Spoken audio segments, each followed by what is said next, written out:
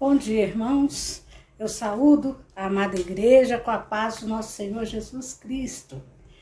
Que a paz do Senhor esteja com todos nessa manhã de domingo. Vamos, nesse momento, abrir a palavra do Senhor e vamos ler o Salmo de número 100, que diz assim: Celebrai com júbilo ao Senhor todas as terras, servir ao Senhor com alegria, apresentai-vos diante dele com cântico. Sabei que o Senhor é Deus, foi ele quem nos fez e dele somos. Somos o seu povo e rebanho do seu pastoreio.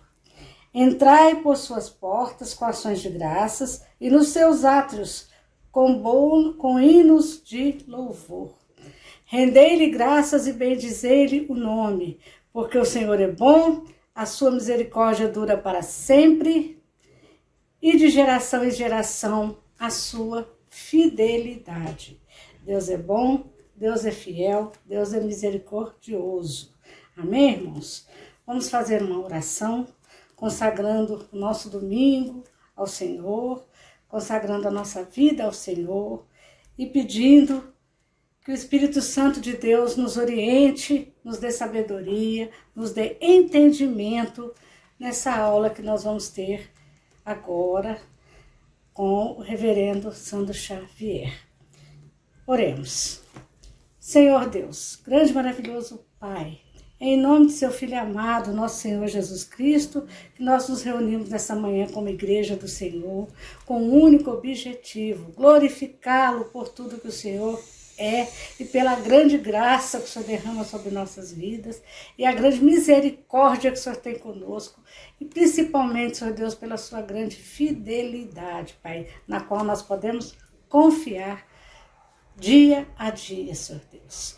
Quero agradecer, Senhor, pelo privilégio de poder participar de uma escola bíblica dominical, de poder estar aqui nessa manhã, para aprender mais dos ensinamentos que o Senhor reservou para a gente. Queremos chegar, Senhor, na presença do Senhor, aprovados pela sua santa palavra, através do Espírito Santo do Senhor que habita em nós. Seja conosco nessa manhã, Pai. É o que eu peço e agradeço em nome de Jesus. Amém. Amém, irmãos? A partir de agora, vamos glorificar a Deus em espírito, porque Deus é espírito e precisa ser glorificado em espírito, através dos hinos que nós vamos louvar juntos. E até à noite, no nosso culto de adoração ao nosso grande Deus. Amém. Fiquem na paz.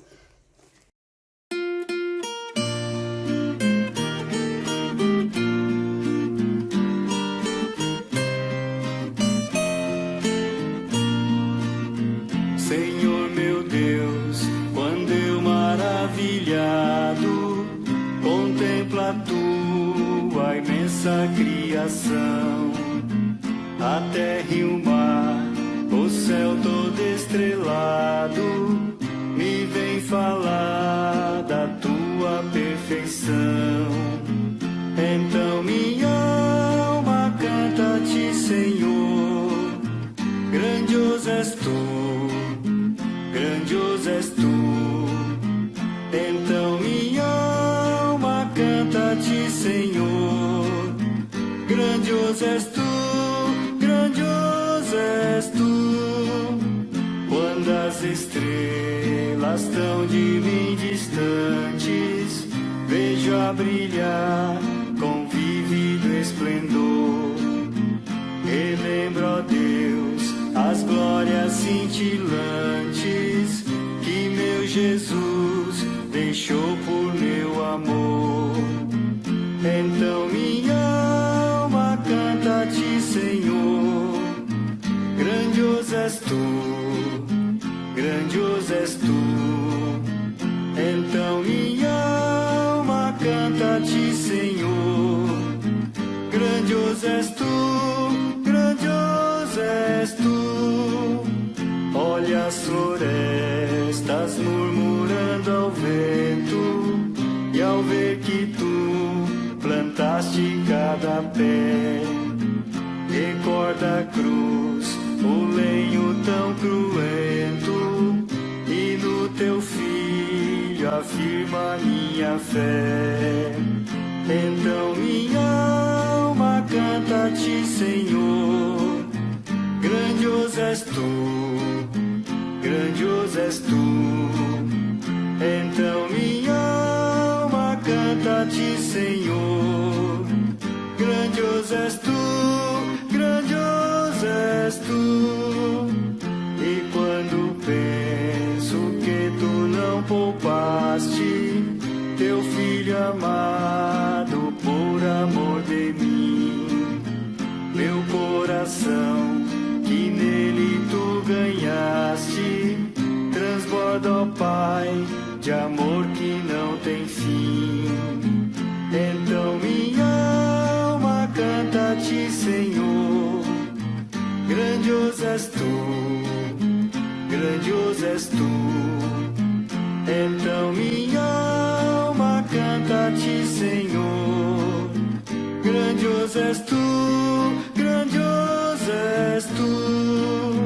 E quando Cristo amado meu voltando vier dos céus o povo seu buscar, no lar eterno quero jubilando a tua santa face contemplar.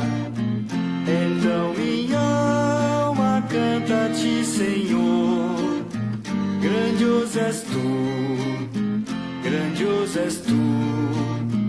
Então minha alma canta a ti, Senhor, grandioso és tu, grandioso és tu.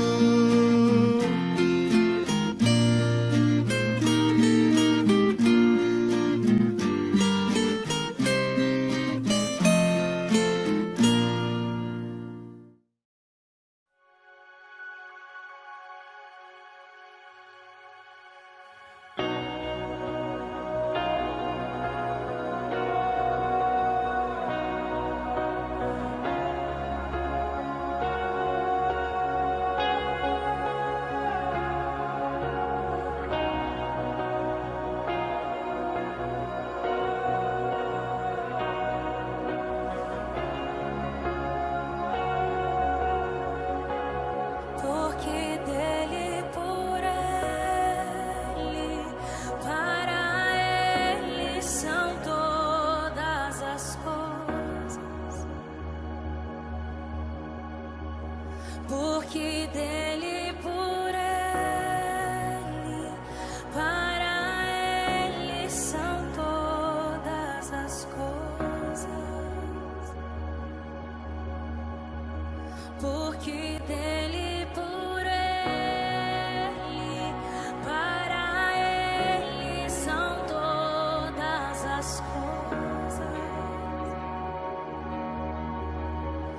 Porque dele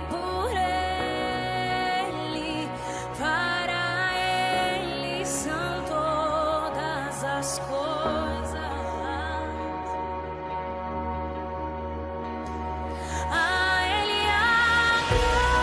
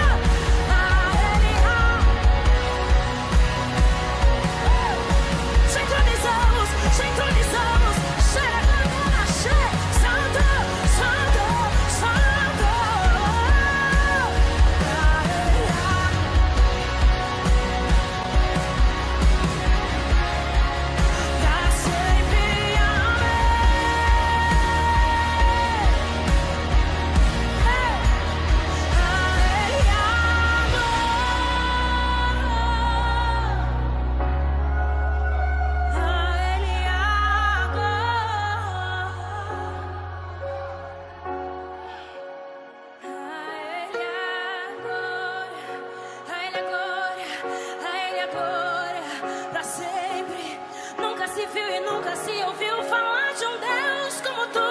És invencível, a Ele a glória.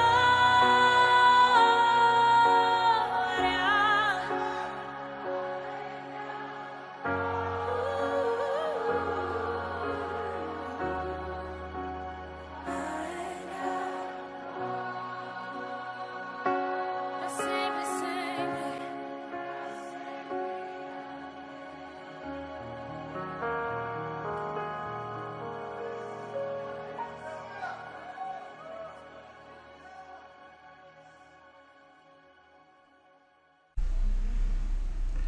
Bom dia, meus irmãos, bom dia, minhas irmãs. Nós estamos aqui para mais um encontro, em que nós vamos falar da carta de Paulo aos Filipenses. É o 5º encontro já. Em janeiro nós não tivemos, foi o nosso mês aí de folga da escola dominical.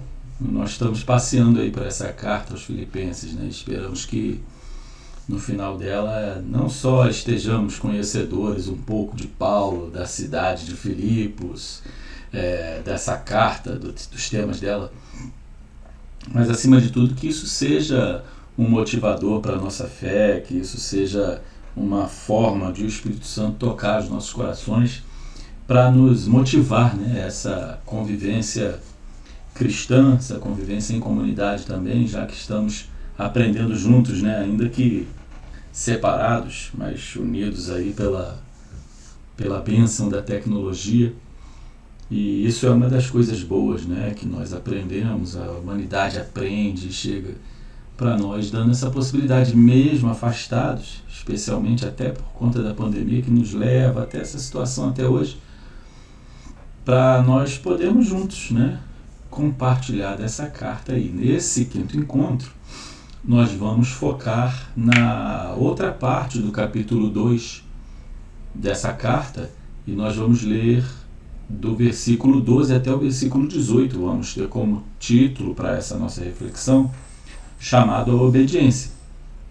E nesse chamado à obediência é que nós vamos perceber, o que nós temos como sugestão aí de Paulo, que ele fez para aqueles irmãos lá, em Filipos, mas que também vai ser, quando percebemos aquilo que Paulo quis dizer lá para eles, o que pode ser uma mensagem também para nós hoje, povo da Igreja Metropolitana de Brasília, aqui na cidade em que nós vivemos, no século XXI, e o que poderia também ser para todos os cristãos, não só da nossa igreja, mas também em todo mundo, em qualquer lugar, Como chave de leitura para esse estudo de hoje, nós temos as tradicionais 3 palavrinhas: temor, salvação e perseverança. Então, para iniciar, nós vamos fazer uma oração pedindo que o Espírito Santo nos ilumine. Estivéssemos juntos, poderíamos compartilhar essas palavras que nos mostram a vida, mas imagine aí, a partir dessa leitura, quais seriam palavras, que te mostram vida nesse texto. Se você não fez esse exercício, porque a leitura foi compartilhada já no nosso estudo de dezembro, você faça essa leitura. Depois que fizer a leitura, faça esse exercício, escolher algumas palavras da sua própria Bíblia, mesmo que seja na sua própria tradução, algumas palavras que te tragam esse sentimento de vida, essa motivação para a vida, para viver. Nós vamos então fazer a leitura, nós vamos fazer a oração, quer dizer, primeiro, para que o Espírito Santo nos ilumine. Em seguida, nós vamos fazer a leitura do texto, dessa carta aí de Filipenses, que nos vai direcionar para o nosso estudo hoje, tá bom? Oremos então, pedindo que o Espírito Santo nos conduza. Pai eterno, Senhor de bondade e misericórdia, nós oramos, Senhor, a Ti nesse momento, pedindo, Pai, que o Teu Santo Espírito, Ele mesmo, Senhor, venha nos iluminar, para que na leitura da Tua Palavra, para o estudo, nós possamos, Senhor, ser guiados por Ele mesmo, para que Ele, Senhor, nos leve até aqueles lugares escondidos que a Tua Palavra tem, que mostram a presença de Deus, dando ao nosso espírito, Senhor, vida, como aquele sopro que foi dado em Adão, dando a ele, Senhor, o fôlego de vida. E que o Espírito, Senhor, faça isso nesse momento em que nós, lendo a Tua palavra, te rogamos, Senhor, que esteja conosco, que nos direcione, que nos mostre o alvo, Senhor, a ser acertado no momento em que nós refletimos sobre a Tua palavra, que possamos, Senhor, ser como solo fértil, para que a Tua palavra semente caída, Senhor, em nós possa fertilizar. E dando frutos, Senhor, possamos nós alimentar aqueles que têm fome da Tua palavra, Senhor, fome de ser alimentados por Ti. Nós te damos graças, Senhor, porque Tu nos conduzes, porque Tu conduzes a nossa igreja. É em nome de Jesus que nós te pedimos a Tua iluminação. Em nome de Jesus, amém. Fazei tudo sem murmurações nem contendas, é o versículo 14 desse trecho aí do capítulo 2 que nós vamos ler. Nós estamos considerando esse texto-chave para o nosso estudo. Então, lembre-se sempre, né, que esse texto vai nos levar a ser direcionados para uma vida sem murmuração nem contenda. Isso é muito importante, né, no momento em que nós fazemos essa leitura. Vamos nos preparar então para fazer a leitura aí de Filipenses 2, de 12 a 18, texto que vai nos direcionar na reflexão dessa manhã na nossa escola dominical aqui na IPI Metropolitana de Brasília, tá bom? Filipenses 2, de 12 a 18, convido você a abrir a sua Bíblia, na tradução, na tradição que você tiver, tá, para acompanhar o texto. É até mais rico, né, se as pessoas tiverem uma tradução diferente dessa que eu estou usando aí. Estivéssemos juntos, mais uma vez estivéssemos juntos, né? Poderíamos compartilhar essas diferenças e tudo mais, né? Não só de compreensão, mas das Bíblias diferentes, né? Nós somos direcionados aí, orientados, até sugestionados, né, para lermos na mesma tradução. Entretanto, eu acho muito rico quando os irmãos que têm traduções diferentes da Bíblia podem compartilhar. Olha, na minha está essa palavra, na sua está outra, na minha está faltando esse pedaço. Isso acontece também, viu, gente? E nós podemos conversar sobre isso, é muito bom, tá legal? Mas aqui nós vamos fazer essa leitura aí com esse texto que está projetado aí, né? Você pode ler junto comigo, você pode acompanhar na sua Bíblia e prestar atenção nessa diferença que eu acabei de falar, tá bom? Vamos lá? Filipenses 2, de 12 a 18, palavras do apóstolo Paulo que dizem assim: de sorte que, meus amados, assim como sempre obedecestes, não só na minha presença, mas muito mais agora na minha ausência, assim também operai a vossa salvação com temor e tremor.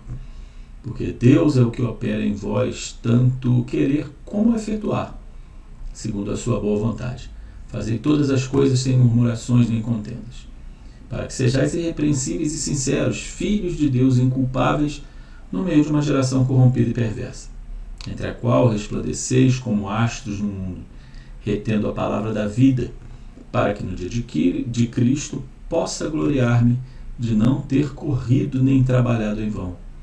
E ainda que seja oferecido por libação sobre o sacrifício e serviço da vossa fé, folgo e me regozijo com todos vós, e vós também regozijai-vos e alegrai-vos comigo por isto mesmo.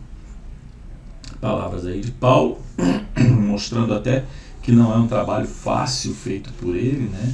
E que evidentemente ele aponta aí uma possibilidade de perseguição, uma possibilidade de ser até executado, né, ser morto por causa do trabalho que ele faz. Tão importante é esse trabalho feito por Paulo, né?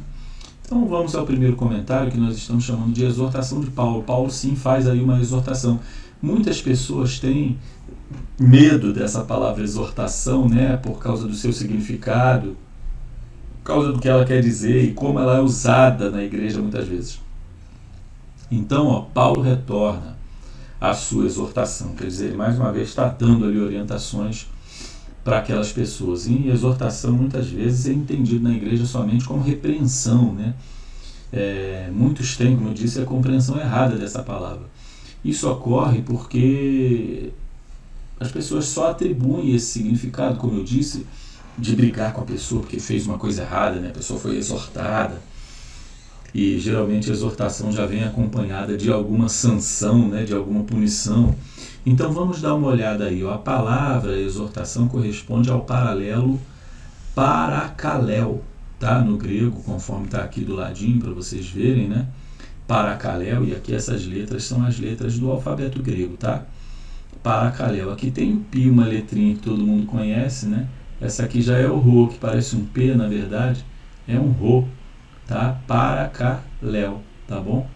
E significa nada mais do que aconselhar, animar, encorajar. Se nós olharmos aí a definição para paracaléu em um determinado dicionário grego, né, ó, a primeira definição é chamar próximo a receber ou dar ajuda. Quer dizer, você utiliza essa palavra para um momento em que você apropriadamente, né, chama para junto, ou seja, para receber ou para dar alguma ajuda.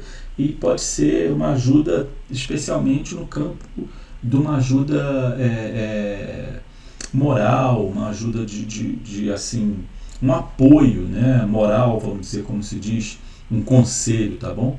A segunda definição, implorar, suplicar, urgentemente pedir por misericórdia ou por ajuda. Tá? E exortar também, como a gente usa, mas aí no sentido de aconselhar com urgência. Quer dizer, precisamos logo falar com essa pessoa para ela mudar a maneira dela estar agindo, né? Encorajar ou admoestar também. E quarto, pode ser até para confortar.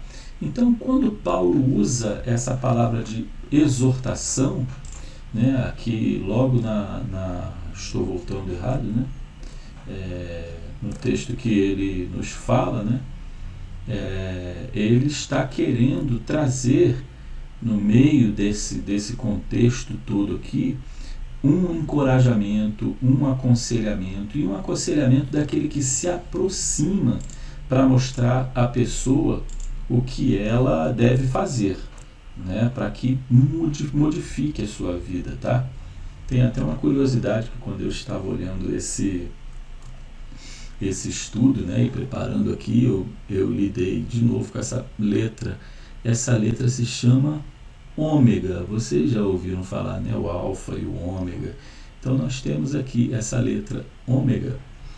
E isso me faz pensar no que nós estamos vivendo hoje, né, no país, que estão falando da variante Ômicron para a Covid-19, né, o que me causa muito estranhamento. De fato, a palavra entrou no nosso léxico, que é a lista de palavras oficializadas pelo português, né, como Ômicron, com um acento circunflexo. Ocorre que no grego você tem duas letras, né, diferentes. Um é o ômega e o outro seria, segundo eles, o ômicron. Não faria sentido porque já vou falar como que se fala, né? Ômicron, ela é parecida com esse Ozinho nosso, né? E diria ômicron porque você não ia ter duas vogais fechadas no mesmo alfabeto de uma língua. Então uma é essa fechada, ômega.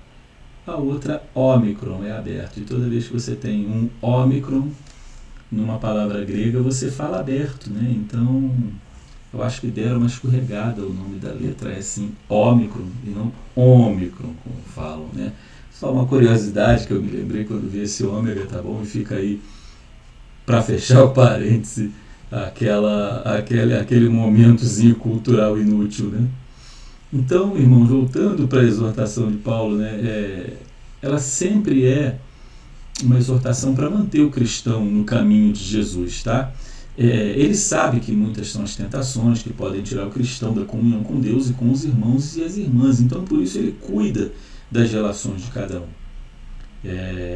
Essas relações não só uns com os outros, mas também com o Criador e com a própria comunidade. Então, por isso, ele dá essas palavras de encorajamento. Então, Paulo quer que a obediência a Deus seja fiel, mesmo quando ele não está lá presente com os irmãos, tá? Então, olha, na segunda parte vamos falar de salvação integral, porque ele também quer mostrar que essa salvação, ela não é uma salvação que a gente busca somente depois que morrer e que for para o céu. Mas olha só, ele recobra o conceito de salvação com os crentes de Filipos. Ele mostra que a salvação é uma prática que acontece já aqui. Você já é salvo a partir do momento em que você decide caminhar com Jesus Cristo. A sua salvação, a sua vitória sobre a morte, a sua vida em plenitude, ela começa já aqui, né? Claro, aqui com características absolutamente diferentes de quando você estiver num corpo glorioso vivendo na glória de Deus em sua presença na Nova Jerusalém, tá? Mas é uma salvação que começa já aqui. Então, diferente do que muitos pensam quando afirmam que a salvação acontece depois da morte carnal, é uma salvação que você adquire desde o momento em que você aceita Jesus Cristo e caminha com Ele. Então, o crente desenvolve a sua salvação atendendo às exortações que vêm de Deus, né? Paulo mostra essas exortações e pede que a salvação seja desenvolvida dentro dos seus parâmetros, dos parâmetros dessa exortação, né? Então, portanto, a salvação é um processo que exige obediência, exige disciplina também. Então, a gente faz um paralelo com a palavra santificação, e para a gente entender esse processo de santificação, nós vamos colocar aí do lado para vocês um texto que culmina em 1 Coríntios 6:11, e está aqui do lado. Eu vou fazer a leitura dele rapidamente, só para a gente entender esse conceito de santificação e dos santos, segundo Paulo está falando aí, porque ele tinha uma vivência na comunidade. Ele vai citar uma relação aí de algumas pessoas, mas isso não é para nós criarmos, como que eu vou dizer, estigma com relação a isso. É que havia pessoas que essas atitudes faziam exacerbar comportamentos que as afastavam dessa comunhão com a comunidade, com Deus, né? E também com outros irmãos, tá bom? Então vamos fazer essa leitura bem rapidamente, ó. Ousa algum de vós, tendo algum negócio contra outro, ir a juízo perante os injustos e não perante os santos? Não sabeis vós que os santos hão de julgar o mundo? Ora, se o mundo deve ser julgado por vós, sois porventura indignos de julgar as coisas mínimas?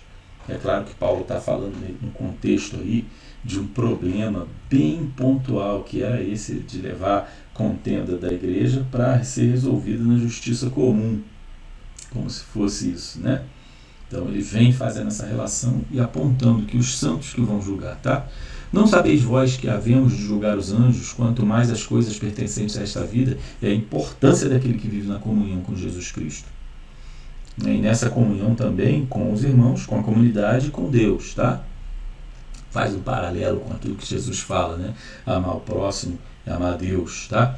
Então, se tiverdes negócios em juízo pertencentes a esta vida, pondes para julgá-los os que são de menos estima na igreja?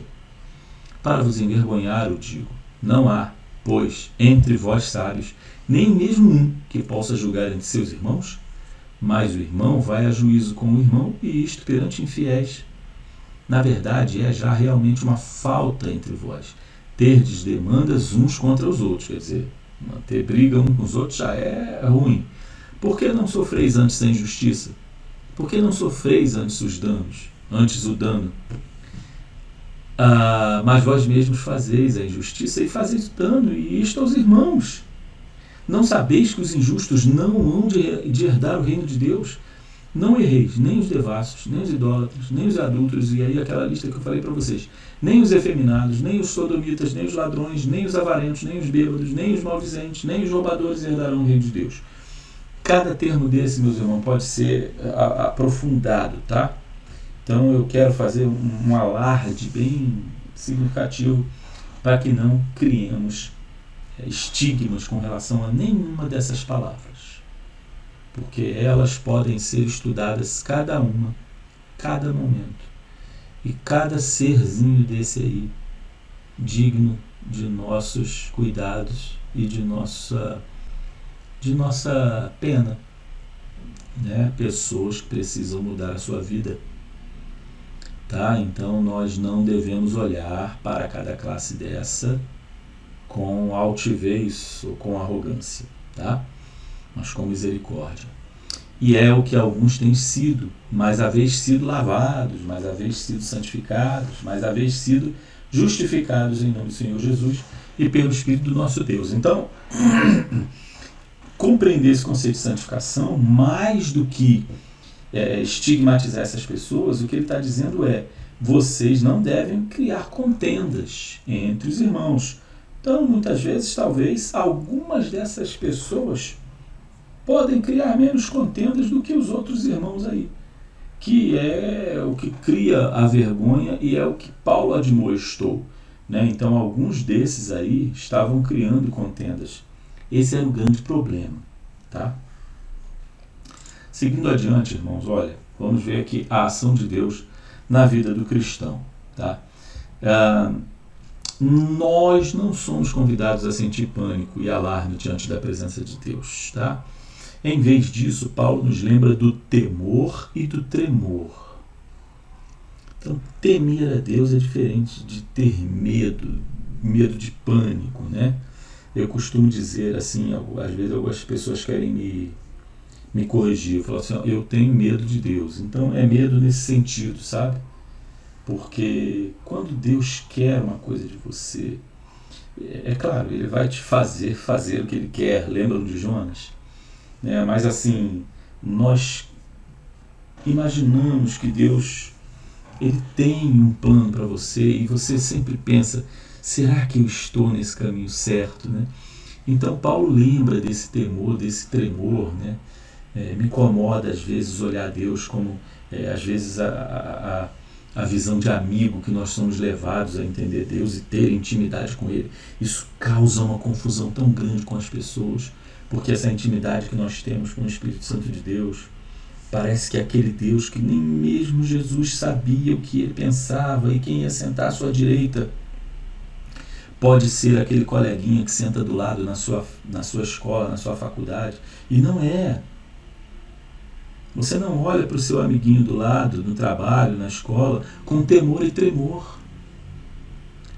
Então essa reverência, né, esse respeito que são devidos ao Pai Criador de todas as coisas, é o que Paulo está querendo despertar nas pessoas. Deus não é o seu amiguinho íntimo, não. Nós precisamos recobrar essa reverência, esse temor a Deus. Então Paulo deixa claro que toda a nossa vontade é controlada por Deus. E olha, o próprio exemplo de Cristo, como eu disse aqui, nos mostra que se a vida do próprio Filho de Deus foi assim, né, controlada por Deus, e nem ele mesmo sabia, tanto que ele pediu a Deus: olha, afasta de mim esse cálice, se for da sua vontade. E nós muitas vezes queremos determinar para Deus, né? Quanto mais a nossa vida, se a de Jesus foi assim. O versículo 14 nos mostra que alguns dos cristãos de Filipos poderiam ter reclamado da liderança dos líderes, né? Negaram-se a realizar alguma obra necessária. Aí Paulo, ele lembra mais uma vez a obediência. É preciso obedecer. O resultado disso é o reconhecimento de todo mundo de que ali está e age Deus. Então, agindo assim, a comunidade pode ser o luzeiro do mundo, né? Se colocando diante da vontade de Deus, a comunidade pode ser aquela que vai iluminar o caminho das pessoas do mundo, tá? Então veja que aqui a reverência e o respeito estão no centro.